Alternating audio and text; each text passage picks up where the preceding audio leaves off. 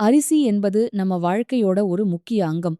ஆனால் பலர் நினைப்பது போல இது ஆரம்பத்திலிருந்தே பயிரிடப்பட்ட தானியம் இல்லை. உண்மையில் சுமார் 10,000 ஆண்டுகளுக்கு முன்பு நெல் ஒரு காட்டுப்புல் மாதிரியே இருந்தது. அதன் பிறகு மனிதர்கள் அதை கண்டுபிடித்து மெதுவாக பயிரிடத் தொடங்கினர். நெல்லின் தோற்றத்தைப் பற்றி ஆராய்ந்தால் சீனாவில் கிடைத்த ஆதாரங்கள் சுமார் 12,000 கிறிஸ்துவுக்கு முன் ஆண்டைச் சேர்ந்ததாக கூறுகின்றன.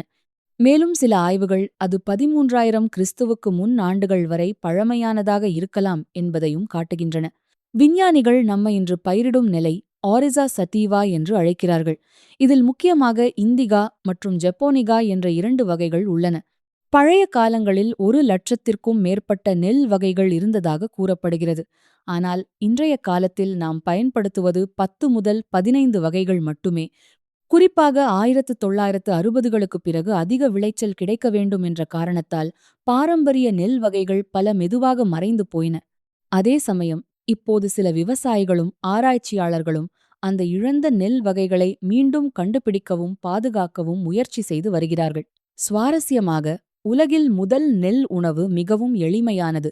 நெல் மற்றும் தண்ணீர் சேர்த்து செய்யப்பட்ட ஒரு உணவு.